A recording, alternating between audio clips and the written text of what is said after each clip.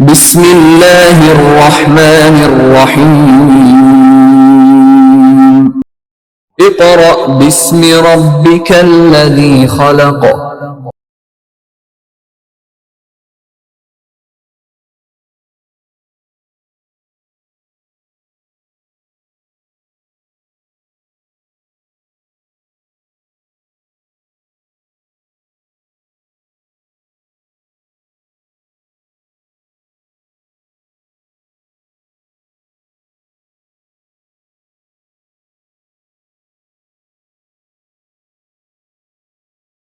Bismillahirrahmanirrahim. Respected parents and dear students, Assalamu alaikum. Dear students of class 5, Unit 2, English text. Today we are going to study a new unit, Be Grateful. इसमें आज हम अल्लाह तबारक व तआला की हम्द पढ़ेंगे, जिसमें अल्लाह की बड़ाई बयान की गई है और उसकी दी गई नेमतों के लिए शुक्रगुजार कैसे हुआ जाता है ये बताया गया है।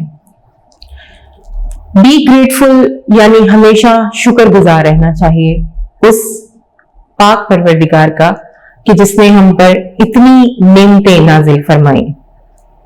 हर तरफ जहां भी निगाह जाती है उस परवरदिगार की पाकी बयान करने का दिल करता है।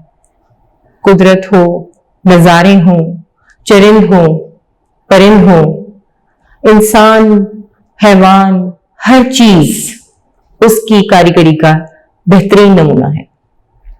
परवरदिगार आलम ने इस कायनात में कोई भी चीज बेमायनी पैदा नहीं की।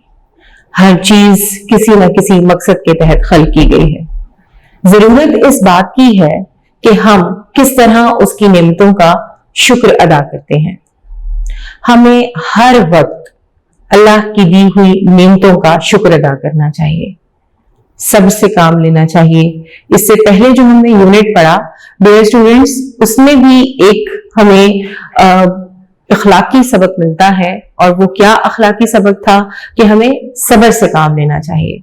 और अब यूनिट 2 में हम जो पढ़ेंगे उसमें अल्लाह की मोहब्बत का जिक्र है कि अल्लाह तबारक व तआला अपने बंदे से किस तरह मोहब्बत करता है, कैसे इंसान को महसूस होता है कि परवरदिगार उससे मोहब्बत करता है। वो जब उसकी जरूरत महसूस करता है वो हमेशा उसके पास होता है। हम चाहे अपने कामों में, अपनी जिंदगी की रूटीन में अल्लाह तबारक व तआला को भूल जाते हैं, गाफिल हो जाते हैं, लेकिन वो रब कभी भी अपने बंदे से गाफिल नहीं होता। उस पे तवक्कुल एक इंसान को बहुत ज्यादा आगे तक लेके जाता है। अल्लाह तबारक व तआला इंसान की आजमाइश के लिए उस पर कभी कभी थोड़ी थोड़ी परेशानियां भी भेजता है, लेकिन सब्र से, हौसले से और उस पर यकीन रखते हुए अगर इंसान आगे बढ़ता है तो अल्लाह तबारक व तआला उसका साथ जरूर देता है। अब छोटे छोटे पॉइंट्स हैं, जैसे कि हमने अपने प्रीवियस यूनिट में भी पढ़ा डियर स्टूडेंट्स। तो स्टडी वर्क फॉर डे 1 का काम हम स्टार्ट करते हैं, लेकिन काम स्टार्ट करने से पहले वही बात कि आप अपने पास अपनी स्टेशनरी, अपनी नोटबुक्स यानी जो कॉपीज हैं आपकी, लिखने वाला काम है, और आपने हर चीज अपने पास रखनी है ताकि आप बार बार वीडियो को रोककर उठ के ना जाएं। चलिए जी, क्योंकि अल्लाह तबारक व तआला के पाक नाम से हम अपनी इस यूनिट का आगाज कर रहे हैं और आज हमने पढ़ना भी यही है, तो सबसे पहले तो हम लर्निंग आउटकम्स पढ़ेंगे। जैसा कि मैंने आपको अपने प्रीवियस लेक्चर में बताया था, जब हमने यूनिट नंबर 1 का लेक्चर स्टार्ट किया था और बुक से मैंने आपको इंट्रोडक्शन दिया था, तो लर्निंग आउटकम्स का मतलब बता दिया था कि आप ये सबक, ये यूनिट पढ़ने के बाद क्या क्या सीख सकेंगे। तो इसमें भी आपको बहुत सी वैरायटी नजर आएगी, यानी आप डिफरेंशिएट कर सकेंगे कि क्या आर्टिकल क्या है, इंडेफिनिट क्या है, और इसके अलावा रिसाइट पोएम विद एक्शन। आपने घर में ये पोएम एक्शन के साथ पढ़नी है, और जब हम क्लास में मिलेंगे तो यहाँ पर आपको मैं इसके एक्शंस के साथ ये पोएम याद करवाऊंगी, और सब बच्चों को मैं ये एक एक्टिविटी दे रही हूं कि आपने ये पोएम लर्न करनी है। ठीक है, ये बहुत आसान पोएम है। देखिए, जब आप अपनी टीवी देखते हैं बैठ के और उसमें जिंगल्स चलते हैं यानी एड्स चलते हैं, तो बार बार वो रिपीट होते हैं, आपको याद हो जाते हैं। तो जब वो याद हो सकते हैं तो ये याद क्यों नहीं हो सकता? ये जरूर याद होगा, और ये बहुत ही खूबसूरत नज़म है, बी ग्रेटफुल। अब ये बी ग्रेटफुल शुरू करने से पहले हम थोड़ा सा गेटिंग स्टार्टेड की तरफ आते हैं। ये देखिए डियर स्टूडेंट्स, ये आपके यहाँ पर बुक पे, इधर ये देखिए, यहाँ पर कुछ फ्रूट्स एंड वेजिटेबल्स बने हुए हैं। ये फ्रूट्स और ये वेजिटेबल्स। अब ये नाम पूछ रहे हैं वो कि look at the pictures and write the names of the given blessings in the boxes below. Allah ताला की कुछ नेमतें यहाँ पर पिक्चर्स के तौर पर पेश की गई हैं, लेकिन उन पिक्चर्स के नाम मौजूद नहीं है। आपने इनके नाम लिखने हैं। ऊपर फ्रूट्स हैं और नीचे वेजिटेबल्स हैं। तो यहां पर कौन कौन से फ्रूट बने हुए हैं मेरे साथ पढ़ेंगे सब, और हाथ में पेंसिल रखेंगे ताकि हम साथ साथ इसको लिखते जाएं। Apple, pineapple, strawberry, banana, pear. अब यहां पे नीचे आ जाइए, ये वेजिटेबल्स हैं, tomato, potato, carrot, brinjal, capsicum, और इसको बेल पेपर भी कहते हैं। अच्छा, अब ये एक्टिविटी है कि आपने डिक्शनरी से इन वर्ड्स को एक्सप्लोर करना है और इनके स्पेलिंग्स लिखने हैं। ठीक है, ये आपको छोटी सी इंटरेस्टिंग सी एक्टिविटी है। अब जैसे आपको एप्पल के स्पेलिंग पता है, तो APP को आप डिक्शनरी से एक्सप्लोर करेंगे, ढूंढेंगे। और आपने कैसे ढूंढना है? अल्फाबेटिकली आपने A को ओपन करना है, उसके बाद फिर आपने P पे जाना है, साथ ही आपको PP के वर्ड्स नजर आएंगे, तो आपको लिखा हुआ नजर आ जाएगा इसके आगे सेब। ठीक है, उसके बाद फिर पाइन एप्पल। पाइन एप्पल के लिए आप PI पे जाएंगे, P को ओपन करेंगे, उसके बाद फिर ABCDEFGH और फिर I आएगा, तो फिर आपको उसके आगे ABCDEFGHIJKLMN N आ जाएगा, और फिर E को आपने एक्सप्लोर करना है, तो पाइन आ जाएगा ऑब्वियसली। उसके बाद फिर एप्पल, आपको खुद ब खुद फ्रूट्स में जाएंगे तो मिल जाएगा। तो आपने ये सब एक्टिविटी खुद से मुकम्मल करनी है।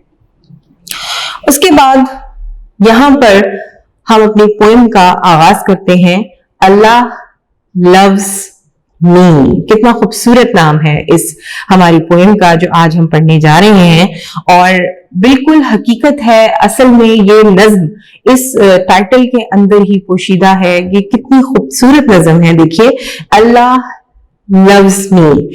इसकी पोएट कौन है? फातिमा मेहरू। ये देखिए पोएट लिखी हुई है यहाँ पर नीचे, फातिमा मेहरू। ये फातिमा मेहरू ने लिखी है, बहुत ही खूबसूरत नज्म लिखी है।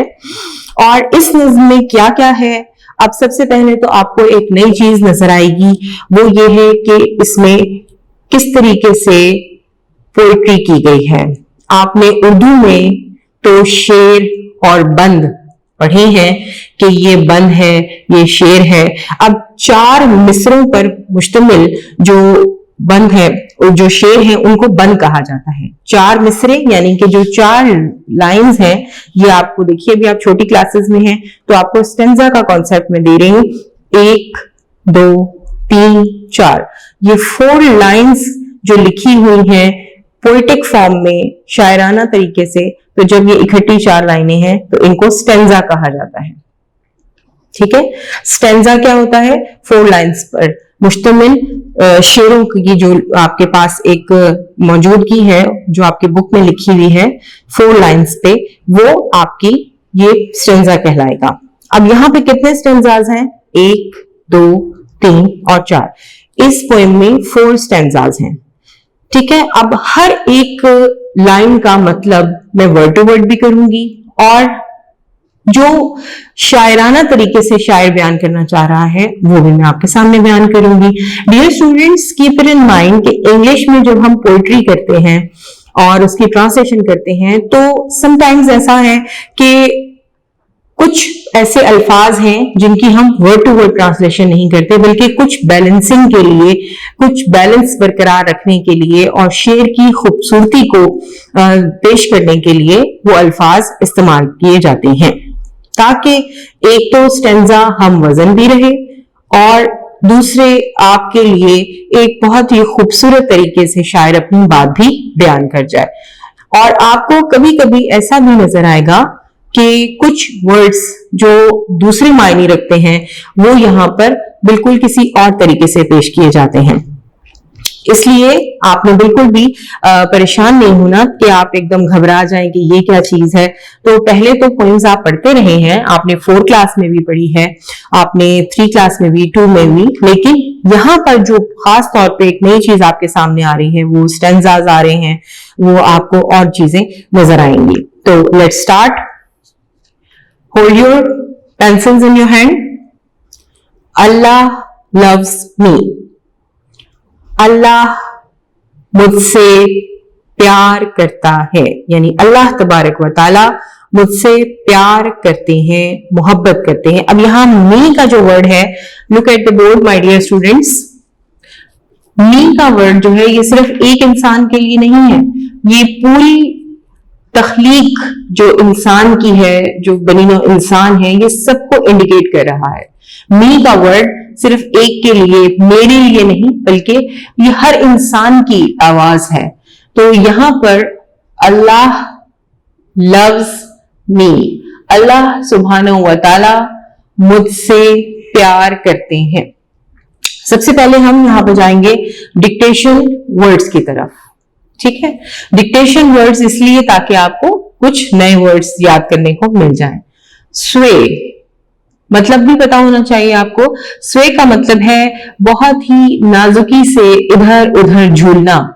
जैसे बहुत लंबे दरख्त होते हैं, जब हवा चलती है अल्लाह तबारक व ताला के हुक्म से, तो वो जो लंबे और बहुत ही मजबूत दरख्त होते हैं वो भी इधर उधर नाजुकी के साथ, बहुत ही ज्यादा खूबसूरती के साथ झूलते नजर आते हैं, तो इसको कहते हैं स्वे। स्पार्क, स्पार्क, स्पार्क का मतलब है एकदम तेजी से रोशन होना। ब्लूम, ब्लूम का मतलब खिलना, फूलों का खिलना ब्लूम कहलाता है। नंबर 4 शेयर, शेयर बांटना, शेयर बांटना। स्माइल मुस्कुराहट, जब आप पिक्चर्स लेते हैं और आपको ये कहा जाता है स्माइल, तो आप प्यारी सी स्माइल अपने चेहरे पे ले आते हैं। इसी तरह जब आप पढ़ने बैठे तो आपके चेहरे पे स्माइल होनी चाहिए। स्माइल मुस्कुराहट को कहते हैं। बिटरली बुरे तरीके से, फूट फूट कर, बिटरली यहां टीयर्स के साथ आया है तो फूट फूट कर रोना, बहुत बुरे तरीके से, बिटरली। माइल्स, वैसे तो माइल्स का मतलब कई मील होते हैं, लेकिन यहां पर दूर दूर तक, दूर दूर तक, माइल्स यहां पे मतलब इसका आ जाएगा। सपोर्ट, सपोर्ट का मतलब है किसी को मदद फराहम करना, किसी चीज में उसकी मदद करना। सपोर्ट, जैसे आप जब कोई चीज खड़ी करते हैं, बिल्डिंग्स वगैरह बनाते हैं, तो नीचे आपने अक्सर देखा होगा जब लेंटर्स पड़ते हैं तो उसके नीचे आपको कुछ इस तरह की सपोर्ट नजर आती है और पिलर्स नजर आते हैं जो आपकी छत को सपोर्ट दे रहे होते हैं, ठीक है। ब्लेसिंग्स, ब्लेसिंग्स नेमतें, रहमतें। फेवरेट पसंदीदा, फेवरेट, पसंदीदा। ये तो हो गई आपकी डिक्टेशन। अब आएंगे वर्ड्स मीनिंग्स की तरफ। सबसे पहला वर्ड है ग्लो। ग्लो, चमकना। ग्लो, चमकना। क्यू, कतार। जैसे हम कहते हैं ना, मेक अ क्यू, हमेशा कतार बनाइए। चाहे आप बस में सफर कर रहे हो, बस से उतर रहे हो, किसी जगह पे कोई टिकट्स लेना है, आपने कोई भी चीज खरीदनी है, तो धक्कम पेल से, पुल एंड पुश से बचने के लिए हमेशा कतार बनाइए। वीप, रोना। प्रेजेंस, मौजूदगी। प्रेजेंस, मौजूदगी। एनलाइटन, रोशन करना। एनलाइटन, रोशन करना। कोर, कोर का मतलब होता है अंदर, बिल्कुल अंदर, आपका दिल, आपकी रूह, आपके जिस्म के अंदर जो आपके जिस्म को प्रोसेस कर रहे होते हैं, आपका दिल, आपका दिमाग, आपकी रूह, ये कोर है हमारा अंदर। टेयर्स, आंसू। डीड्स, आमाल, वो काम जो हम करते हैं, ठीक है। Good deeds and bad deeds depends upon us. Deeds काम को कहते हैं जो हम करते हैं, आमाल। मोर, और ज्यादा। मोर, और ज्यादा। शेयर, बांटना। सो डियर स्टूडेंट्स, ये आपके वर्ड्स मीनिंग थे। आपने स्टडी वर्क फॉर डे 1 में डिक्टेशन वर्ड्स और वर्ड्स मीनिंग को टाइटल के साथ कॉपी डाउन करना है। आपने इसका ऊपर टाइटल लिखना है, यानी इसका जो नाम है यूनिट का वो लिख के नीचे आपने वर्ड्स मीनिंग और डिक्टेशन वर्ड्स करने हैं। चलिए जी, अब हम आ जाते हैं दोबारा से अपने रीडिंग की तरफ। अल्लाह लव्स मी। अल्लाह सुब्हानहू व तआला मुझसे मोहब्बत करते हैं। आई सी यू इन द स्टार्स। मैं, यू यहां पर देखिए वाई कैपिटल है, और जहां जहां आपको यू का वाई कैपिटल नजर आए तो आप समझ जाइएगा कि ये यू जो है अल्लाह सुब्हानहू व तआला के लिए इस्तेमाल किया गया है। मैं आपको सितारों में देखता हूं। किसको देखता हूं? अल्लाह सुब्हानहू व तआला को सितारों में देखता हूं। When the night glows with a spark, जब रात तेजी से चमक रही होती है। When the trees sway in the air, और बड़े बड़े दरख्त हवा में झूल रहे होते हैं। And birds enjoy their share, और परिंदे अपनी खुशियां बांट रहे होते हैं। My dear students, in this stanza, the poetess wants to present the beauty of nature. कुछ इंग्लिश में भी आपको आना चाहिए, इसलिए मैं थोड़ा थोड़ा आपको इंग्लिश में भी बताती जाऊंगी। बिल्कुल भी मुश्किल नहीं है, आई होप कि आप अंडरस्टैंड करेंगे। और से सुनिए। In this stanza the poetess wants to tell us about the beauty of nature. Nature का मतलब है कुदरत। अल्लाह तबारक व ताला की कुदरत की खूबसूरती शायरा इसमें बयान करना चाह रही है। क्या बयान करना चाह रही है? कि मैं अल्लाह तबारक व ताला को सितारों में देखती हूं जब रात खूबसूरती से चमक रही होती है, और दरख्त हवा में झूल रहे होते हैं, और परिंदे अपनी खुशियां बांट रहे होते हैं। अब यहां पे कौन कौन सी ब्लेसिंग्स बताई गई हैं अल्लाह तबारक व तआला की? Stars, night, trees, birds. अब ये सब क्या है? ये परवरदिगार की बनाई हुई मखलूक है, ये परवरदिगार की खल्क की गई चीजें हैं, नेमतें हैं, जिनसे खूबसूरती में इजाफा होता है। देखिए, एक मिनट के लिए अगर हम सोचें कि इस दुनिया से अगर परिंदे ना होते तो हमें इतनी प्यारी आवाजें कैसे सुनाई देती। इतने खूबसूरत परिंदे हैं। आप ये देखिए कि कितना सवाब है एक इंसान के लिए कि अगर एक लम्हा भी कुदरत की खूबसूरती, कुदरत की तख्लीक पे हम सर्फ करते हैं तो हमें उसका अज्र मिलता है, सवाब मिलता है। हमारे पास वक्त ही नहीं कि हम परवरदिगार की खूबसूरत कारीगरी को देख सकें, उसके बारे सोच सकें। दुनिया के कामों में इतने मसरूफ हो गए हैं कि हमारे पास वक्त ही नहीं कि हम इन खूबसूरत चीजों की तरफ गौर करें। जब आप बड़ी क्लासेस में जाएंगे तो आप एक पोएम पढ़ेंगे, अगर आप इंग्लिश लिटरेचर पढ़ते हैं तो उसमें एक पोएम अगर आप पढ़ेंगे तो उसमें भी यही है कि हम इतने बिजी हो चुके हैं कि हमारे पास वक्त ही नहीं कि हम खूबसूरती को देख सकें। तो बिल्कुल उसी तरह यहाँ पर कुदरत की खूबसूरती बयान की गई है कि सितारों का चमकना, रात की तारीकी में रोशनी होना, लंबे घने मजबूत दरख्तों का इधर से उधर झूल जाना बगैर किसी नजर आने वाली ताकत के, और परिंदों का चहचहा कर एक दूसरे से खुशियां बांटना, क्या ये कुदरत की कारीगरी का नमूना नहीं? कौन है जो इन सब चीजों को खल्क करता है? डियर स्टूडेंट्स, आपने कभी सोचा है कि क्या आप एक लम्हे के लिए भी ये सोच सकते हैं कि इन तमाम चीजों में से कोई चीज हम इसी तरह की, हम एक चीज बनाते हैं तो दूसरी चीज के बारे में हमें ये फिक्र हो जाती है कि हम इसमें कैसी डिजाइनिंग करें। और अल्लाह तबारक व तआला ने पता नहीं कितनी खूबसूरत कारीगरियां हमारे लिए की हैं, सिर्फ इसलिए कि अपने बंदे को वो खुश देखना चाहता है, अपने बंदे को मुतमईन देखना चाहता है। और इंसान का इत्मीनान और खुशी सिर्फ उसी वक्त हासिल हो सकती है जब वो सच्चे दिल से अपने रब का शुक्रगुजार होता है। तो बड़ी से बड़ी तकलीफें और परेशानियां भी खुशियों में बदल जाती हैं। अब ये पहला स्टेंजा मुकम्मल हुआ, अब हम दूसरे पे चलते हैं। When the flowers bloom in a queue, अब यहां पे देखिए फूलों की कतारों के बारे में कहा गया है।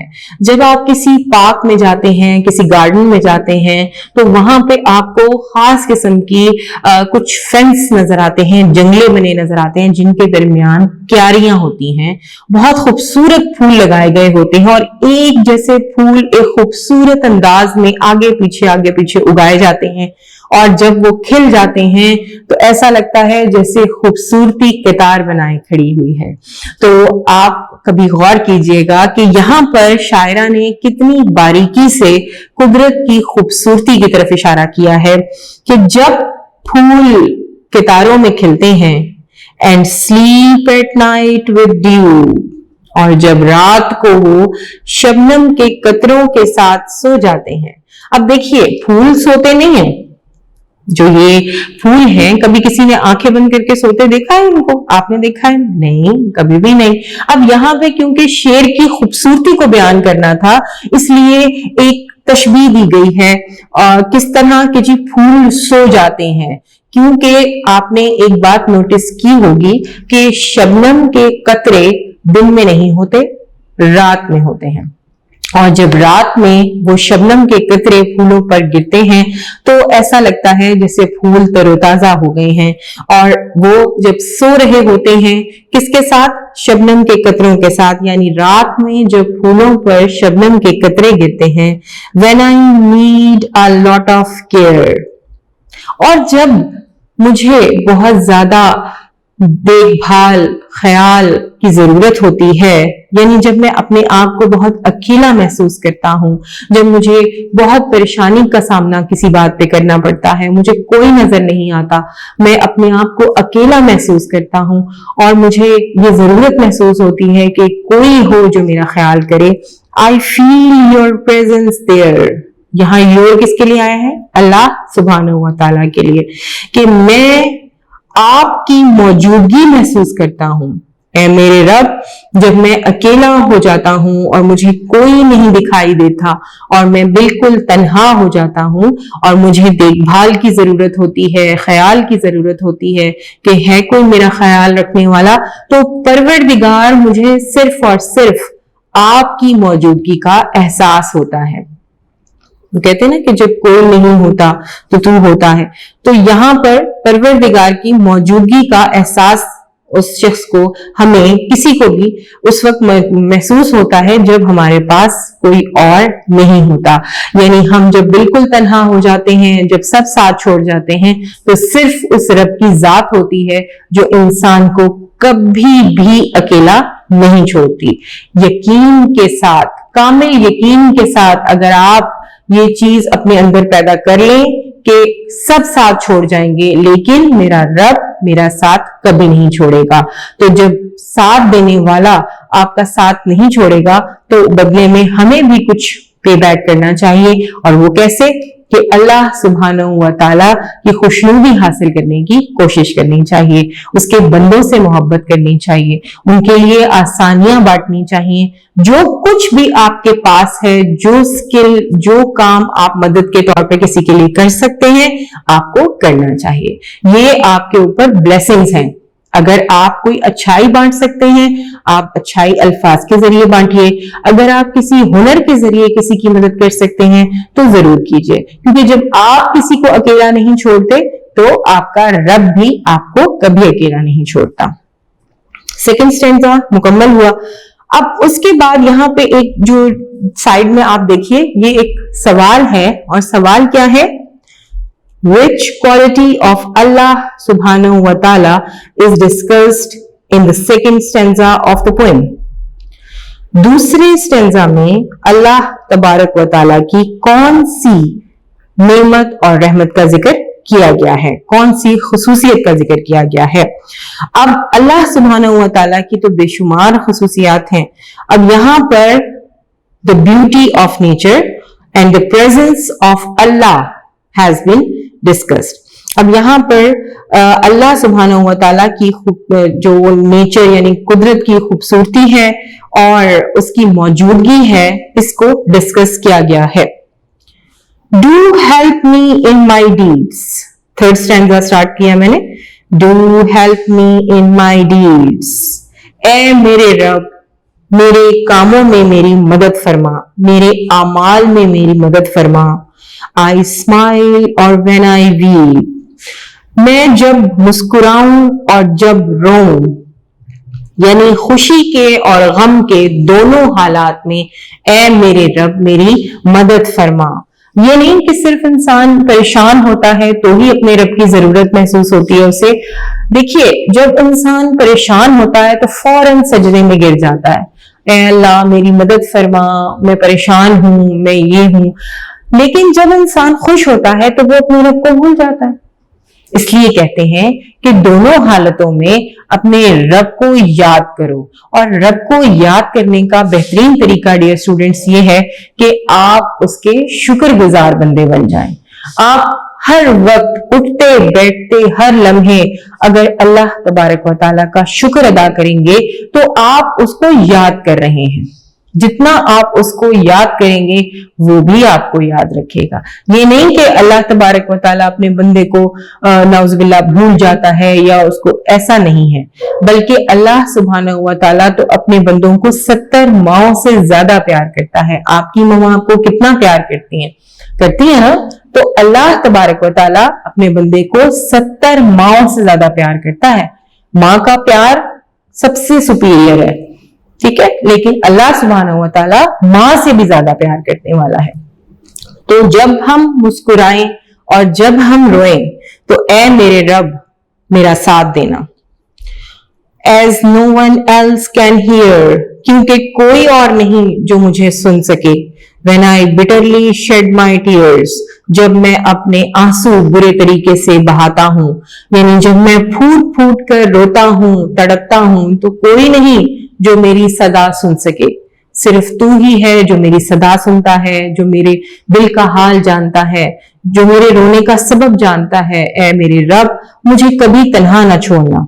यानी इस स्टैंजा में दुआ मांगी गई है, प्रे की गई है कि ए मेरे रब मेरे कामों में, मेरे बुरे वक्त में, मेरी खुशी में, मेरे गम में, और उस वक्त जब मैं तुझे पुकारूं तो मेरी पुकार सुन ले। None other can support my smile, कोई दूसरा नहीं जो मेरे चेहरे पर मुस्कुराहट ला सके। क्या मतलब है कि कोई दूसरा नहीं, यानी कोई इस दुनिया में ऐसा नहीं जो मेरे गमों को, परेशानियों को दूर कर सके। गम और परेशानियां सिर्फ और सिर्फ परवरदिगार आलम ही दूर कर सकता है। हम उसी के हुजूर दुआ करते हैं, गिड़गिड़ाते हैं, रोते हैं और अपनी दुआओं की कबूलियत के लिए इल्तिजा करते हैं, और कोई दूसरा नहीं जो मेरे चेहरे पर मुस्कुराहट लाने में मदद करे। I have judged it far of miles, मैंने दूर दूर तक तलाश किया। मैंने, माइल्स का मतलब मैंने आपको बताया था ना, वैसे तो मील होता है, कई मील यानी फासला नापने के लिए जो इस्तेमाल होता है, लेकिन यहां पर दूर दूर यानी ताहद्दे निगाह मैंने देखा लेकिन मुझे कोई ना मिला। एनलाइटन प्लीज माई कोर, मैं इल्तिजा करता हूं कि मेरे अंदर को, मेरी रूह को अपने नूर से रोशन फरमा। देखिए, हमारे अंदर जो अल्लाह तबारक व तआला ने इंसान की तख्लीक की है, उसमें बहुत ही खूबसूरत और बारीकी से इंसान की तख्लीक की गई है, और ये इंसान के अंदर है, इंसान की रूह के ऊपर छोड़ दिया कि वो अच्छाई का रास्ता अपनाता है या बुराई का रास्ता अपनाता है। देखिए, अशरफुल मखलूकात कैसे हुआ इंसान? वही दो आंखें जानवरों की भी हैं, वही दो आंखें इंसान की भी हैं, कान भी हैं, नाक भी है, हाथ भी है, पैर भी हैं, दांत भी हैं, खाते भी हैं, पीते भी हैं, लेकिन वो क्या चीज है जो इंसान को अशरफुल मखलूकात बनाती है? कभी सोचा है आपने? मैं बताती हूं आपको। इंसान को अशरफुल मखलूकात बनाने के लिए जो चीज इंसान में डाली गई है, जो उसको तमाम मखलूक से बरतर करती है, वो है शऊर। अगर इंसान के अंदर शऊर है तो वो अशरफुल मखलूकात है। अब शऊर का क्या मतलब है? यानी सेंस। अगर अल्लाह तबारक व ताला ने हलाल और हराम करार दे दिया है किसी चीज को, तो आप में ये शऊर पैदा हो गया कि आप हलाल की तरफ जाते हैं या हराम की तरफ जाते हैं। लेकिन अगर आप जानते बूझते भी गलत रास्ते पर चलेंगे तो आपने उस शऊर की नाशुक्री की जिसकी बिना पर आपको अशरफुल मखलूकात बनाया गया था। तो आपने अपने आप को अगर अशरफुल मखलूकात साबित करना है तो शऊर का सबसे सही इस्तेमाल जो करेगा, जो मुत्तकी होगा, परहेजगार होगा, अल्लाह तबारक व ताला के बनाए गए रास्तों पर चलेगा, तो वही अशरफुल मखलूकात होगा और वही अल्लाह तबारक व ताला के करीब होगा। तो मेरे रूह को, मेरे अंदर के जो मेरा तन है, मेरा अंदर का रूह है, मेरा जज्बा है, उसको अपने नूर से रोशन कर दे। एनलाइटन, रोशन फरमा। ओ अल्लाह, ए मेरे अल्लाह, जस्ट लव मी मोर, एक्सक्लेमेशन साइन है, आगे देखिए। ए मेरे अल्लाह, मुझे और ज्यादा प्यार कर, मेरे रूह को मुझे अपने नूर से रोशन कर और हमसे और ज्यादा मोहब्बत फरमा। यानी ये दुआ है, ये पूरी की पूरी नज़म दुआ है, पहले स्टेंजे से लेके और आखिरी स्टेंजा तक, पहली लाइन से लेके आखिरी लाइन तक आपने ये नज़म याद करनी है। और अब आपको अच्छे तरीके से इसकी समझ भी आ गई है, आपने इसको समझ भी लिया, पढ़ भी लिया। बार बार रीडिंग कीजिए और दिल से कोशिश कीजिए कि इस नज़म को याद करना है, क्योंकि जितनी दफा भी आप ये पढ़ेंगे आपको सवाब मिलेगा, क्योंकि इसमें ना सिर्फ अल्लाह सुब्हानहू व तआला की कारीगरी खूबसूरती से बयान की गई है, बल्कि इसमें दुआ भी है, इसमें शुक्र भी है, इसमें अपने लिए भी दुआ है, इसमें एहसास भी है और बहुत कुछ। बहुत ही खूबसूरत नज़म थी, अब हमने ये पढ़ ली है। आइए इसके थोड़ा सा बुक वर्क की तरफ चलते हैं। Dear students, book page number 15, यहां पर आपको नजर आएगा read the given sentences and notice the use of words with vowels sounds. यहां पर आपको वॉल्स बताए गए हैं। डियर स्टूडेंट्स, अपने फिंगर्स खोल लीजिए, ऐसे करके 5 आपकी फिंगर्स हैं। आपने वॉल्स को मेरे साथ पढ़ना है, ए, ई, आई, ओ, यू। ठीक है, 5 वॉल्स हैं, ये आप क्लास में पढ़ते रहते हैं, बाय एंड नाउ मैं रिपीट भी करती हूं। अब इसकी डेफिनेशन भी थोड़ा सा पढ़ लें। यहां पे लिखी हुई है, a wall represents a letter that makes a distinct sound. The 5 vowels in the English alphabet are A, E, I, O and U.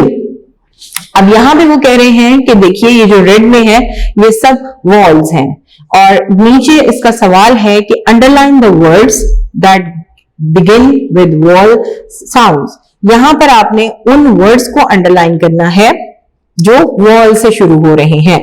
रेदा usually eats an egg with bread in the morning. Usually eats egg, ठीक है, ये आपके underline होंगे।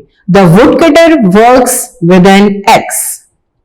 अब यहां पर axe को underline करेंगे। My mother brought some oranges, oranges को अंडरलाइन करेंगे। Put some ice in the juice, ice को अंडरलाइन करेंगे क्योंकि आइस से शुरू हो रहा है। He was a famous umpire, umpire को अंडरलाइन करेंगे, ठीक है जी। और ब्लू कलर यूज करना है, रेड कलर से कोई काम नहीं करते। Right 10 words that begin with wall sounds in your notebook. अब ये एक्टिविटी आपने करनी है कि कोई से 10 ऐसे अल्फाज अपनी कॉपी में आपने लिखने हैं कि जो वॉल से शुरू हों। तो यहां पर डायलॉग है, ये जब आप क्लास में आके हम लोग करेंगे। उसके बाद यहां पर आपके ये क्वेश्चन आंसर्स हैं, ये हम बाद में करेंगे। तो अब यहां पर आपका यूनिट 2 के स्टडी वर्क फॉर डे 1 का काम खत्म होता है, जिसमें आपने dictation words meaning, reading with Urdu translation और वॉल्स के कॉन्सेप्ट को समझा। तो यहां आपका unit 2 Allah loves me study work for day 1 खत्म होता है।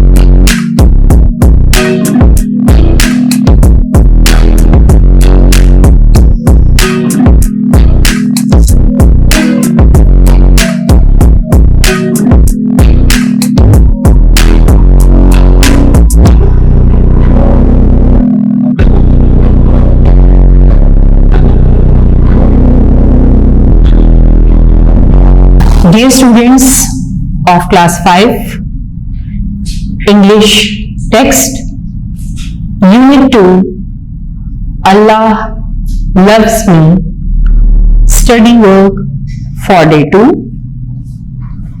In study work for day 1 we studied the beautiful poem written by Fatima महरू।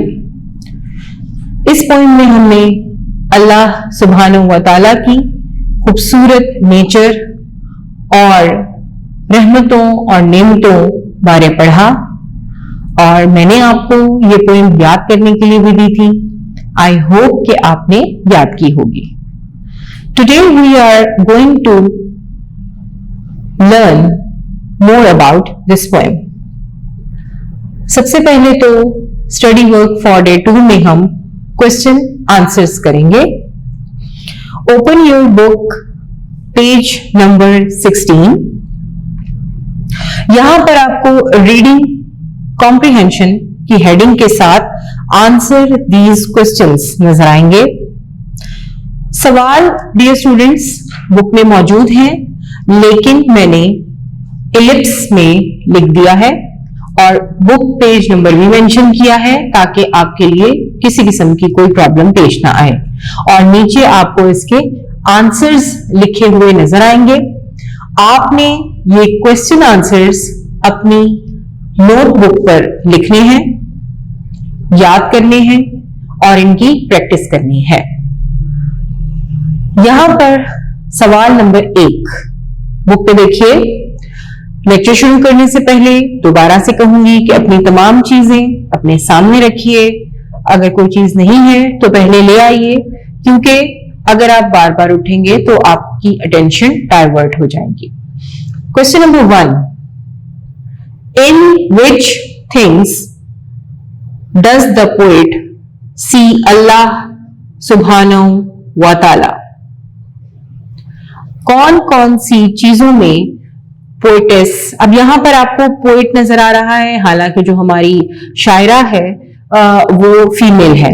तो यहां पर मैं आपको बताती चलूं कि पोएट का फेमिनिन पोएटेस है, ठीक है, जो आपने कॉपीज में भी किया हुआ है। अब यहां पर आप पोएट भी लिख सकते हैं और पोएटेस भी लिख सकते हैं, it doesn't matter at all. तो यहां पर वो कह रहे हैं कि कौन कौन सी नेमतों का जिक्र किया गया है। अब यहां पर मैं आपसे पूछूंगी कि आपने स्टेंजा में, पहले स्टेंजा में जो देखा वो क्या क्या था। एक तो मैंने लिख दिया है, अब बाकी आप साथ साथ हम चलेंगे। दूसरे स्टेंजा में और तीसरे स्टेंजा में भी मुख्तलिफ चीजें हैं। तो पहले स्टेंजा में था कि the poetess sees Allah in stars. दूसरा क्या आ जाएगा? नाइट। तीसरा क्या है? ट्रीज। और इसके अलावा बर्ड्स। ठीक है, ये मैंने इसलिए ताकि आप भी साथ साथ मेरे याद करें। ये चीजें थी जिनमें पोएटेस को अल्लाह सुब्हानहू व तआला की खूबसूरती नजर आई और उसने ये चीजें महसूस की। तो यहां पर आपने ये चीजें ध्यान में रखनी है। अच्छा, दूसरा सवाल क्या है? सवाल नंबर 2 यहां पर एलिप्स में लिखा हुआ है, आप अपनी बुक्स में देखिए। और इसके आगे आपने एटसेट्रा भी डाल देना है, क्योंकि सिर्फ यही चीजें तो नहीं है, यहां पर एटसेट्रा, ETC। उसके बाद क्वेश्चन नंबर 2 है, ये मैं दोबारा भी आपको रीड आउट करके बताऊंगी, पहले हम बाकी क्वेश्चंस कंप्लीट कर लें। Question number 2, when does the poet feel the presence of Allah? शायरा को अल्लाह सुब्हानहू व तआला की मौजूदगी कब महसूस हुई? When she needs care, she feels the presence of Allah. जब उसे देखभाल की जरूरत महसूस हुई तो उसे अल्लाह सुब्हानहू व तआला की मौजूदगी का एहसास हुआ। क्वेश्चन नंबर 3 है, why does the poet want more love from Allah? Why does the poet want more love from Allah? शायरा को अल्लाह सुब्हानहू व तआला की मोहब्बत का और ज्यादा क्यों एहसास हुआ कि उसे और ज्यादा अल्लाह का प्यार चाहिए? आंसर है, she needs more blessings, so she wants more love from Allah. क्योंकि उसे ज्यादा रहमतों और नेमतों की जरूरत है, इसलिए वो अल्लाह तबारक व तआला का और ज्यादा प्यार चाहती है। अब दोबारा से आ जाएं। क्वेश्चन नंबर 1 का आंसर है, the poetess sees Allah in stars, night, trees, birds, etcetera. Question number 2 का आंसर है, when she needs care, she feels the presence of Allah. Question number 3 का आंसर है, she needs more blessings, so she wants more love from Allah. ये हो गए आपके question answers. Dear students, यहां पर कुछ पिक्चर्स हैं। Look at the given pictures and read the story. यहाँ पर आपको कुछ पिक्चर्स दी गई हैं और उनके आगे उनकी स्टोरीज हैं। नीचे भी उन्होंने कुछ पिक्चर्स दी हुई हैं और उन्होंने कहा है कि इन पिक्चर्स की मदद से आपने एक स्टोरी मुकम्मल करनी है। अब ये है आपकी एक्टिविटी और आप अगर कर सकते हैं तो कोशिश कीजिए और अगर नहीं तो हम ये क्लासरूम में आके कर लेंगे। अब आगे आइए बुक पेज नंबर 17 पर। Read the poem again and fill in the blanks with the correct option. My dear students, keep it in mind कि आपको जैसे कि मालूम भी है पैटर्न कि मैं आपको पेपर्स में अनसीन एमसीक्यूज देती हूं, यानी मल्टीपल चॉइस क्वेश्चंस। उसमें आपको उसी यूनिट या लेसन में से कुछ सवाल पूछे जाते हैं जिनके ऑप्शंस वहां मौजूद होते हैं और करेक्ट ऑप्शन को आपने एनसर्कल करना होता है। तो इसी तरह का सवाल यहां भी मौजूद है और वो कह रहे हैं कि आप सही ऑप्शन को एनसर्कल करेंगे या खाली जगह पुर करें उससे। द पोएट सीज अल्लाह सुब्हानहू व तआला in the dash at night. Moon, sun, stars, clouds. जी, यहां स्टार्स आ जाएगा, खाली जगह में स्टार्स लिख दीजिए। The poet says that the flowers dash in a queue. फूल कैसे खिलते हैं? Dry up, bloom, wither, fade. Bloom is the right answer. आपने खाली जगह में ब्लूम लिख देना है। The poet wants dash. Father's love, mother's love, friend's love या Allah's love. Correct answer is Allah's subhanahu wa ta'ala's love. Allah is always dash the poet when he cries or smile. Away from, near, far from, beyond. Near. Allah is always near the poet when he cries or smiles. When the poet needs a lot of care, dash is always there. जब शायर को जरूरत है देखभाल की, ख्याल की, तो कौन उसके पास होता है? हर मदर, हर फादर, अल्लाह सुब्हानहू व तआला या हर ब्रदर? जी, अल्लाह सुब्हानहू व तआला इज ऑलवेज देयर। ये हो गई आपकी फिल इन द ब्लैंक्स। उसके बाद यहां पर आपको वोकैबुलरी बिल्डिंग के नाम से एक हेडिंग नजर आएगी। आपने वर्ड्स के इंग्लिश में मायने याद करने हैं और कॉपी पे लिखने हैं। Spark, a small flash of light. Sway, to move slowly from side to side, यानी लहलहाना, आहिस्ता आहिस्ता झूमना। Bitterly, in a way that shows that you feel sad or angry. Support, to help or encourage somebody. Enlighten, to give somebody information so that they understand something better. Clear? अब यहां पर ये जो आपको जिस तरह वर्ड्स के meaning है ये इसी तरह आपने लिखने भी हैं और याद भी करने हैं। अच्छा जी, क्रिएट अ पोएम और टॉपिक क्या है? फ्रेंडशिप। आपने खुद ही शायरी करनी है और टॉपिक दिया है आपको शेर और शायरी के लिए फ्रेंडशिप। अब आप ये खुद लिखेंगे, ये हम क्लास में एक्टिविटी कर लेंगे, ठीक है। उसके बाद read the given dialogue and notice the use of these expression. ये डायलॉग भी है, ये भी अभी आपकी क्लास में नहीं है, जब आप आएंगे तो हम इसके ऊपर काम करेंगे। उसके बाद है लर्निंग टू स्पेल, ये आप करेंगे पेज नंबर 19। यहां पे कुछ ऐसे वर्ड्स हैं जिनके स्पेलिंग मिसिंग हैं, आपने उनको मुकम्मल करना है। तो पहला वर्ड क्या है? जज। इसके क्या स्पेलिंग बन जाएंगे? JUDGE, जज। मैं आपको बोर्ड पे भी राइट अप कर देती हूं, इसको इरेज कर लेते हैं। पेज नंबर 19 ओपन कीजिए और हाथ में पेंसिल्स पकड़ लीजिए ताकि आपके खाली जगह में आपके प्रॉपर लेटर्स आ जाए। तो पहला वर्ड क्या बनेगा? JUDGE, जज। कौन सा स्पेलिंग मिस था इसमें? डी। अब नंबर 2 पे क्या है? QUE,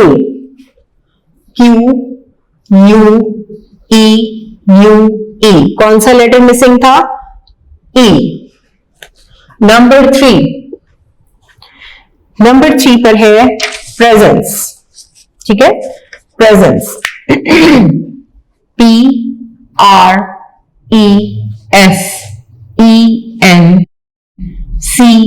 प्रेजेंस में कौन सा लेटर मिसिंग था? ये हमारा C। उसके बाद नंबर 4 पे आ जाएगा ENLIGHTEN,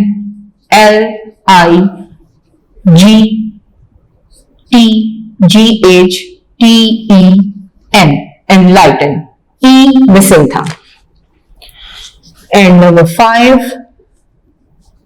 bitterly, BITTERLY,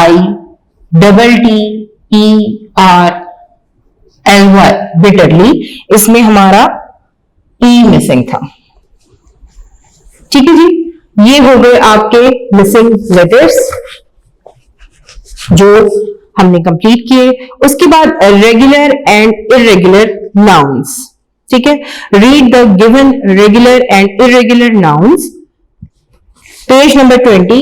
अब इसकी हम डेफिनेशन भी पढ़ लें, फिर आपको पता चल जाएगा कि ये क्या चीज थी जो आपको पहले भी मैं करवा चुकी हूं। अब आपने इसके ऊपर गौर से इसको पढ़ना है। क्या है? Regular nouns are easily made plural with a few simple changes such as adding an s or es to the end of the word. Irregular nouns don't follow these rules. ठीक है, अब वो कह रहे हैं कि रेगुलर नाउन्स जो हैं वो आराम से आप एस या ईएस का इजाफा करके बना लेते हैं, लेकिन इरेगुलर नाउन में आपको क्या करना पड़ता है कि थोड़ा डिफरेंट सा चेंज करना पड़ता है। अब यहां पर डे, डेज, सिर्फ हमने एस का इजाफा किया। जिनके आखिर में आप प्लूरल बनाते वक्त एस या ईएस का इजाफा करें वो रेगुलर नाउन्स हैं, और जिनमें इससे हटके चेंजेस आए, जैसे डबल ओ है तो डबल ई हो जाएगा, ए है ई हो जाएगा, ठीक है। इसी तरह आपने यू है तो आई हो जाएगा। तो ये चेंजेस जो हैं ये डिफरेंट किस्म के हैं, तो ये वाले चेंजेस क्या कहलाएंगे? Irregular nouns. और रेगुलर नाउन्स कौन से हैं? जिनमें सिर्फ आप आखिर में एस या ईएस का इजाफा करते हैं। Write plural of the given regular and irregular nouns. अब यहां पे रेगुलर नाउन्स को हमने प्लूरल बनाना है, तो ट्री, ट्रीज, सिर्फ एस का इजाफा कर देंगे। Table, tables. Bush, bushes, ES लगा देंगे। पेज, पेजेस, एस लगा देंगे। इरेगुलर नाउन्स है वुमेन, तो ए हटा के ई लग जाएगा, WOMEN, women। गूज, गीज, डबल ओ हट जाएगा, डबल ई आ जाएगा। ऑक्स, ऑक्सन, EN आ जाएगा। Child, children. उसके बाद right the underline word in the correct column. अब आपने बताना है कि ये जो अंडरलाइन वर्ड्स हैं कि ये रेगुलर नाउन है या इरेगुलर नाउन। अब देखिए एक गलती क्या है कि बुक में आपकी दोनों जगह इरेगुलर नाउन्स और इरेगुलर नाउन्स लगा दिए उन्होंने, ठीक है। यहां पे उन्होंने ये नहीं बताया कि आपने क्या लिखना है, ठीक है। The cat is chasing the mouse. अब कैट जो है वो रेगुलर नाउन है और जो माउस है वो इरेगुलर है, तो यहां पे उन्होंने गलती कर दी है। तो आप पहले वाले को रेगुलर कर लें और दूसरे वाले को इरेगुलर कर लें, ठीक है। ये जो दो कॉलम बने हुए हैं डियर स्टूडेंट्स, यहां पे देखिए ये जो दो कॉलम बने हुए हैं इन दोनों में उन्होंने इरेगुलर इरेगुलर लिख दिया है। तो आप ना करेक्ट कॉलम में आपने लिखना है, पहले वाले को रेगुलर कर लें और दूसरे को इरेगुलर रहने दें। कैट को रेगुलर में और माउस को इरेगुलर में डालिए। मैन को इरेगुलर और वुमेन को भी इरेगुलर में डालिए। The dentist will examine my tooth. ये डेंटिस्ट रेगुलर है, टूथ इरेगुलर है। The girls glass plate table. Girls regular है, ग्लासेस भी रेगुलर है, प्लेट्स एंड टेबल भी रेगुलर है। The mother bought a book. My mother bought a book. Mother regular है और बुक भी रेगुलर है।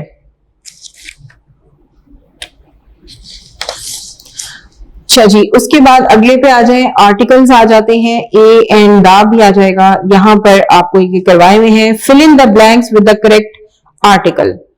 ए एंड द आर्टिकल होते हैं, आपने सही आर्टिकल के साथ बुक पेज नंबर 21 पे खाली जगह को पुर करना है। Asia is the largest continent in the world.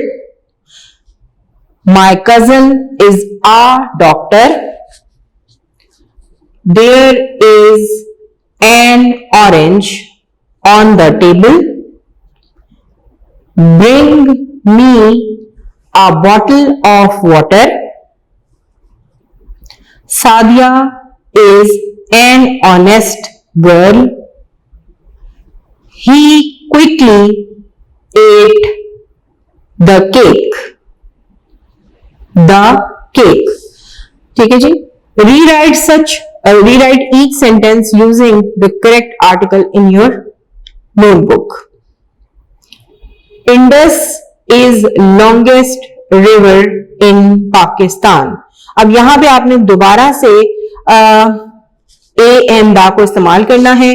अब कहां इस्तेमाल करना है ये देखिए, Indus is the longest river in Pakistan. The आएगा, Indus is the longest river. Egg has an oval shape. Oval से पहले an आ जाएगा। He lives in house next to ours. He lives in our house next to ours. His father likes to read daily news. अब daily से पहले दा लगाएंगे और दा का टी कैपिटल आएगा। His father likes to read the daily news. You can go anywhere in the world. World से पहले दा लगा देंगे। ये पूरा आर्टिकल के ऊपर है पेज। अब एक और एक्टिविटी है, A and N with mute consonant letters. अब mute consonant letters यानी A, E, I, O, you के अलावा जितने भी लेटर्स हैं हमारे अल्फाबेट जितने भी हैं वो सब के सब कॉन्सोनेंट कहलाते हैं। सारा had returned after an hour. अब यहां पर एच साइलेंट है और वो कॉन्सोनेंट है, वोवल नहीं है, लेकिन हम क्योंकि आर से उसको प्रोनाउंस करते हैं, एच साइलेंट है, ओ वोवल है, तो इसलिए उससे पहले एन लगा देंगे। सॉरी, तो ये आपने देख लेना। अगर आपको मुश्किल लगे तो आप इसको छोड़ दीजिएगा, हम क्लास में करेंगे, ठीक है। एकदम से आपको हर चीज अगर हम करवा देंगे तो हो सकता है कि आपके लिए समझना मुश्किल हो। डियर स्टूडेंट्स, यहाँ पे वीडियोस भेजने का मकसद आपको पढ़ाई की तरफ राग़िब करना है, आपको बताना है कि किस तरीके से आप पढ़ते रहे हैं और आपने इसकी कंटिन्यूटी बरकरार रखनी है। जो भी क्वेश्चन आपको मुश्किल लगता है या आपके लिए नया है तो हम समझते हैं इस चीज को, क्लास में भी आपको करवाया जाएगा, लेकिन यहां पर भी आप समझने की कोशिश करेंगे। उसके बाद डिग्रीज ऑफ एडजेक्टिव आ जाएंगी यहां पर, और डिग्रीज ऑफ एडजेक्टिव आप पहले भी कर चुके हैं। कौन कौन से डिग्रीज होती हैं? Positive degree, comparative degree, superlative degree, ठीक है। अब यहां पर there are 3 degrees of adjective: comparative adjectives, compare two things using than; superlative adjectives compare more than two things, ठीक है। और यहां पर आपको डिग्रीज ऑफ एडजेक्टिव लिखनी होंगी। कौन कौन सी हैं? बुक पेज नंबर 23 पे आपने डिग्रीज ऑफ एडजेक्टिव लिखनी है। लार्ज, ये पॉजिटिव डिग्री है। कंपैरेटिव हो जाएगी लार्जर, सुपरलेटिव हो जाएगी लार्जेस्ट, लार्ज, लार्जर, लार्जेस्ट।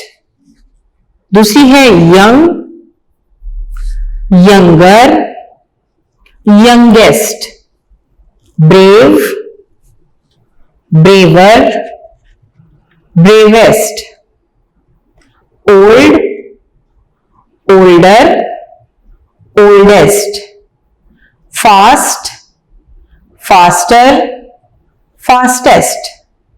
ठीक है, अब ये है रेगुलर एडजेक्टिव जिनमें सिर्फ आपने ER और EST का इजाफा किया। अब जैसे अगर आपको कोई और एडजेक्टिव, मिसाल के तौर पे ब्यूटीफुल अगर मैं आपको कहती हूं, तो ब्यूटीफुल जो है वो रेगुलर एडजेक्टिव नहीं है बल्कि इररेगुलर एडजेक्टिव है, क्योंकि उसके साथ हम मोर ब्यूटीफुल और मोस्ट ब्यूटीफुल का इजाफा करेंगे, ER EST नहीं लगेगा। तो जिन एडजेक्टिव के एंड पर आपको ER और EST का इजाफा करना पड़े, जैसे ये ब्रेव है तो ये आपका क्या हो जाएगा, जो आप बनाएंगे ब्रेवर, और थर्ड में क्या चला जाएगा, ब्रेवेस्ट। ठीक है, तो ये कौन सा हो गया, ये रेगुलर है आपका, रेगुलर, रेगुलर एडजेक्टिव, क्योंकि इसमें सिर्फ आपने ER और EST का इजाफा किया। तो इसी तरह आपको जो भी एडजेक्टिव ऐसा नजर आए कि जिसमें आपने सिर्फ ER और EST का इजाफा करना है, तो वो रेगुलर एडजेक्टिव कहलाते हैं, और जो इरेगुलर हैं उनमें आपने जो चेंज करने हैं वो जरा मुख्तलिफ नौइयत के होंगे। इसके बाद ये hence, for instance and therefore का इस्तेमाल है, ये आप क्लास में जब आएंगे तो मैं आपको करवाऊंगी। और फिर आ जाता है आपका क्रिएटिव राइटिंग, ये भी आपने खुद से एक्टिविटी के तौर पे करना है तो आप कर लीजिए, नहीं तो क्लास में हम आपको करवा देंगे। और फिर है आपका ये बुक पेज नंबर 23 पे, read the given paragraph and notice the use of conjunction. ये आपको पता है कि कंजंक्शंस क्या होते हैं, क्योंकि आपने पार्ट्स ऑफ स्पीच अच्छी तरह कर रखे हैं, मैंने आपको क्लास 2 से इसकी प्रैक्टिस करवाई है। तो डियर स्टूडेंट्स, कंजंक्शन यानी आपने इसमें से कंजंक्शंस देखने हैं, और नीचे जो एग्जांपल्स हैं उसमें से आपने कंजंक्शंस को अंडरलाइन करना है। Write sentences using the above conjunctions in your notebook. ये जो कंजंक्शंस हैं इनके आपने जुमले बनाने हैं। Ali and Ahmad were not going to school because it was raining outside. अब बिकॉज को जुमले में इस्तेमाल करना है आपने। अब मैं ये एक्टिविटी आपको दे रही हूं कि आपने इस एक्टिविटी को घर पे करना है। कोई बात नहीं, अगर कोई गलतियां हो भी जाती हैं तो it doesn't matter at all, कि आप परेशान ना हो, आप कोशिश करें, क्योंकि जो गलतियां करता है सीखता भी वही है। तो आप गलतियां करने से बिल्कुल मत घबराएं, लेकिन कोशिश जारी रखें। और अपनी रफ कॉपीज में आपने इन कन्वेंशंस के सेंटेंसेस बनाने हैं।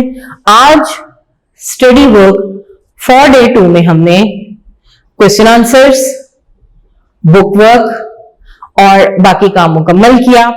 अब यहां आपने एक चीज को जहन में रखना है कि जो स्टडी वर्क फॉर डे 1 में काम किया था उसको प्लस पोएम को लर्न करना है, प्लस आपने ये क्वेश्चन आंसर्स और बुक वर्क को कॉपी डाउन भी करना है। सब चीजें आपके पास कॉपी में महफूज होनी चाहिए, ताकि जब आप स्कूल आए या आपके टेस्ट लिए जाएं तो आपके पास मटेरियल मौजूद हो।